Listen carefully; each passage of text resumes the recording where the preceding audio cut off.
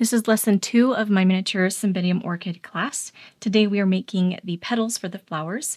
And in this design I have 3 shading patterns included, and I will be demonstrating all 3 of these shading patterns here in this video. Now let's quickly go over the materials that we need to make the Cymbidium orchid petals. Now, if you are making the green or the pink version, you will be using the exact same materials that you used for the buds. So I'm not going to go over those again, but I've laid these out here so you can see them again if you need a reminder. Now, the yellow orchid petals are different from what we did with the buds. We are going to be using 2 different yellow beads. Mine are very close in color, so I have one that's a little bit lighter and one a little bit darker. I chose 2 beads that were closer together in color just so I could have a very subtle striping pattern. And then you will also need a 26 gauge gold wire. Now, if you are doing the green or the pink orchid, follow along with this first part of the video to make your petals. If you are doing the yellow one, either hang on a few minutes or skip forward. I'll try to put a timestamp somewhere for you guys to be able to skip ahead a little bit easier so you can get to your petals. The yellow ones need to be done separately because they have a little bit more complicated shading patterns, so that one is going to be separate. But the green and the pink ones we can do together, similar to how we did the buds. Now, if you are doing the green orchid, you will string about 6.5 inches of your light green beads onto your spool, and then leave the wire attached to your spool the whole way through while you're making your petals. It's just a little bit easier that way if you work with your wire still attached to the spool. If you are making the pink orchid, you will string around 4 inches of the lighter pink bead onto your spool for each petal. And then I'll stop you when it's time to switch colors, and same way we did with the buds, okay? All right, now we're working basic frame, the same thing that we did with the buds. But there are a few things that are a little bit different here. I've already got my basic frame set up here. I have a 9 bead basic row. If you would rather measure, that's about 1/2 inch. My top wire I've made somewhere around an inch long. And then my bottom wire I've made somewhere around 2.5 to 3 inches long. All right, now I've got my working wire still attached to my spool, and I am ready to start wrapping my rows. We are making a 7-row basic frame, so we need to go around this basic row 3 times. And we are also wrapping pointed bottom, pointed top again. So I'm going to bring my next row of beads, row number 2, straight up there, just like we did with the buds. And we're going to wrap pointed top. Now, one thing I think I forgot to mention in the bud video is if you're having a really hard time keeping this top wire straight, it's bending around a lot. Another way that you can add a little bit more strength to that top wire is you can kind of put your thumb right behind it, kind of right behind and off to the side. That's what I do a lot. I'm not pushing on this wire. That thumb just acts kind of like as a brace to kind of keep it in place, so it's less likely to bend. So that's just one little extra tip there. It also helps me to hold tension on my working wire and my top wire. So, all right, we're going to do a 45-degree angle wrap. And then wrap row 3 down to the bottom wire. Again, 45-degree angle wrap. Let me show you the other way again real quickly. And up. Fold down the side. We're going a little bit quicker in this video because we're using the same techniques that we used for the buds. All right, so we just wrapped through row 5 there. If you are making the pink orchid, stop right here and then skip forward a few minutes and I'll show you guys how to finish off your petal. If you're doing the green one, continue on with me as we wrap rows 6 and 7. So here's row 6 up to the top wire. Again, I'm checking and making sure that my rows are all nice and aligned. And I pinch and I hold that row in place together with all the previous rows, kind of right there behind the top wire to give me a little bit more support. And I like to use my thumbnail as support right there behind the top wire, or right beside the top wire. Bring down more beads, and we're going to wrap our final row. Double wrap. Now for the flower petals, we are going to reduce to 2 bottom wires. And that means that we're just going to remove this working wire. So after we've done that little tie off, we're just going to remove the working wire right there. And these two bottom ones are going to stay, but I am going to open it up, and I'm going to open it up off to the side because then my wires end at different places while we're assembling. It just helps to make a tidier stem that way. All right, I am going to twist down a little ways right below the petal. This is just going to give it a little bit more grip. Our assembly wire is going to have a little bit more grip on a twisted wire during assembly. So just twist down a little ways and leave the rest untwisted. Now for this top wire, we are going to cut it short and then fold it to the back side of the petal. And that is the finished green orchid petal. Now, if you are making my pattern with the 5 flowers, you'll need 5 of these for each flower. So for 5 flowers, you'll need 25 petals. All right, now for those of you making the pink orchid petal, if you followed my instructions so far, you should be wrapped up through row 5 and ready to add the darker pink color around the edge. Unlike the buds, we are going to do the darker pink on both sides of these last rows of beads. So we're going to do the same thing.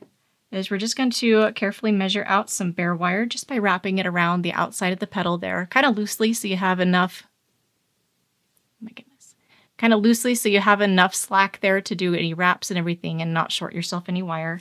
And then I like to go a little bit past the bottom wire just so I have a tail to work with while I'm wrapping beads.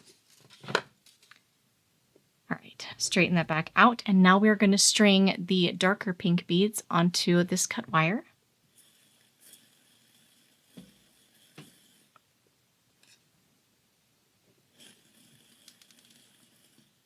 Just need a few inches there. That's probably way too much. And then I'm going to just make a little loop in the end of my wire so my beads don't come off. And now we are going to wrap the last 2 rows of our petal.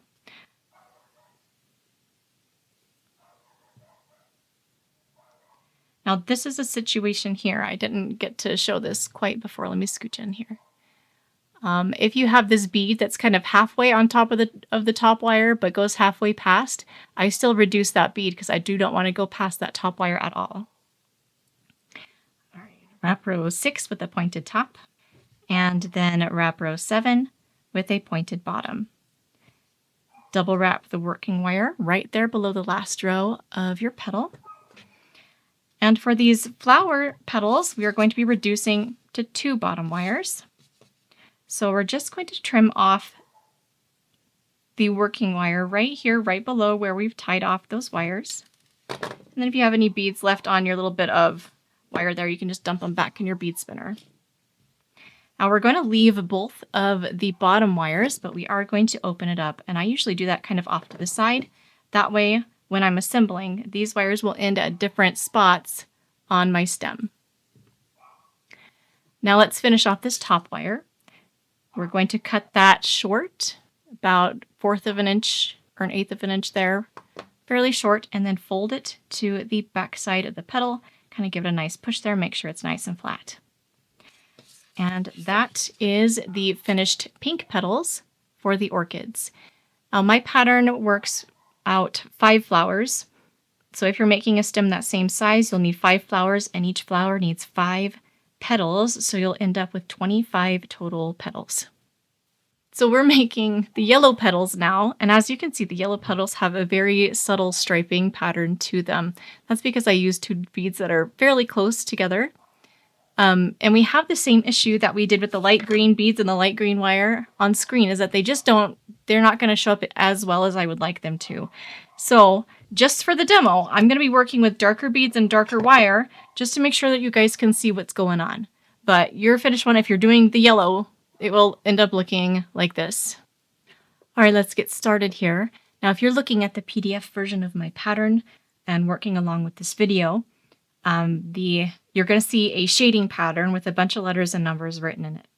Now, the H in the shading pattern is going to refer to the darker color, and the G is going to refer to the lighter color. Now, here on screen, I'm just going to say light and dark because I'm definitely going to get those letters and colors mixed up. They always do. There's also numbers in that shading pattern that tell you how much to use of each color. Just know that in French beading, shading patterns aren't always exactly the same for everybody. So even if you use the same number of beads, it might not look exactly the same when you're finished. That's normal. That's just how it works. Just know that it doesn't really matter, especially in this shading pattern. It's okay if your stripes are a little bit longer than mine or a little bit shorter. Don't worry about it. Just keep going and work with what you got. Now we're going to start with our basic row right in the middle, and that's going to be in our darker color. So we need 9 beads for that basic row. Make a little loop in the end so the beads don't fall off.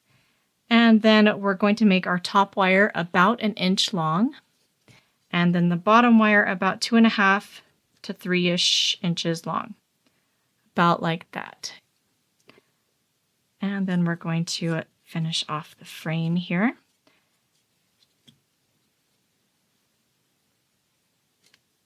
Okay. Now this time, because we are working with a shading pattern, we do need to measure and cut wire off of the spool instead of working off of the spool. So we're going to measure somewhere around 9 inches of working wire off from the spool. Now whenever a pattern tells you a specific amount of wire to cut off, always cut a little bit more off, but you only need to do it the first couple of times that you make the pattern. This is just because you might use a little bit more wire or a little bit less wire than the designer. So if you have a little bit of flex room for the first couple while you're figuring out how much you use for your petal, that'll just give you a little bit of safety there because you don't want to short yourself on a petal. So measure a little bit extra the first couple times. I'm just going to do 9-ish, 10-ish inches there just because I've made these so many times that I'm pretty comfortable with that length. All right. So there we have our frame set up. Oh, by the way, I didn't mention this before, but you can work this with just 1 bead spinner if you just have 1 bead spinner. You can also just work this right off of a bead mat if that's your preference. You can just pick up the beads one by one, or you can use a little cup and just kind of stab into the beads like this and pick them up that way. So that works too if you do not have a bead spinner. But if you only have 1 bead spinner, I would put the lighter color in the bead spinner and then have the darker one out on a mat and pick up those one by one because we're not using as much of the darker color as we are the lighter color. But I have 2 bead spinners, so I'm just going to use 2 bead spinners. All right, now rows 2 and 3 are going to be made entirely in the lighter red color. So I'm going to string a couple inches of my lighter red bead.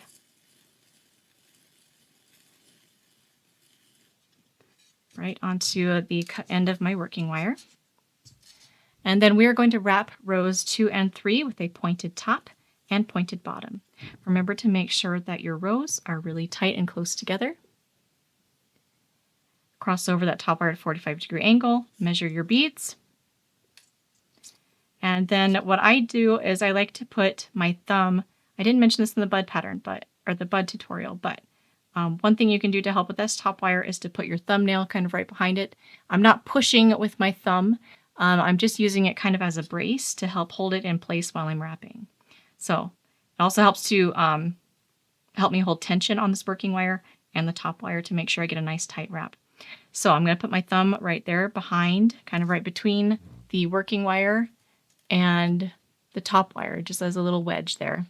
And I'm going to wrap pointed top. And then row 3, we're going to wrap down to the bottom wire, also pointed bottom. Pigeon hold that row in place and wrap 45-degree angles. Now the next 2 rows have a stripe of the darker color at the bottom, and then the top part has the lighter color. But we're going to start with the darker color. We're going to string enough beads just to fill out the entire row. And we're going to wrap row 4 up to the top wire. Come over at a 45-degree angle, measure the row, and we want this row to have a little bit of the lighter color right at the end. So we're going to remove the last 4 dark red beads right there, and then replace them with the same length of red beads, of the lighter red, or you're working with yellow, the lighter beads. And then we're going to measure out that row and wrap it. Row 5, we're going to start with 5 of the lighter color beads, and then we're just going to fill out the remainder of the row with this. And you might use a different number than me. I didn't put that number in the pattern. I usually just say fill with that because your number might be a little bit different than mine. You just need to use however many that fit the row. And then we're going to wrap pointed bottom If you have any excess of the darker color on your wire, just take it off and put it back in your bead spinner. This is why I like working with the bead spinner, is because you can take your beads on and off. If you're working off of a hank, you can't put them back on the hank, and then you're stuck having to string those by hand. And then we're going to string a few inches of the lighter color onto the cut end of our spool of our working wire. If you need to, you can put a little loop right in the end of the wire so that your beads don't fall off. These are the last 2 rows of beads, and they're going to be entirely in this lighter color. Just like this. And now after the last row of beads, we're going to double wrap right there at the bottom wire, so it looks like a little coil right there below the last row of beads. Our petals we are reducing to 2 bottom wires, and that means we're just going to clip off the working wire right here, right where we tied off that working wire, and then we're going to remove those beads, put them back in the bead spinner. Now we need these 2 bottom wires down here below the petal. Twist them together a little ways below. If you don't have any twists here, just twist it a little ways down, maybe half an inch or so there. Those twists there are just going to make it easier for the assembly wire to grip the petals so that they don't slide around as much. So we only need to twist down a little ways there, and then we're going to cut open, and I cut open on the side.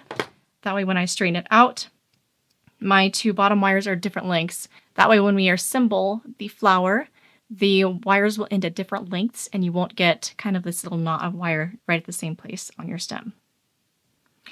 And then this top wire, we are going to cut short.